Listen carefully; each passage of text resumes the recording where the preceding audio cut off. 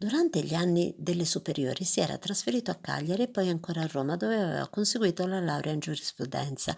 Tuttavia si era presto accorto che il suo vero talento non si sarebbe espresso nelle aule dei tribunali, ma nel mondo della scienza e della tecnologia. La sua più grande invenzione nel 1900 fu un geniale congegno per evitare lo scontro tra i treni.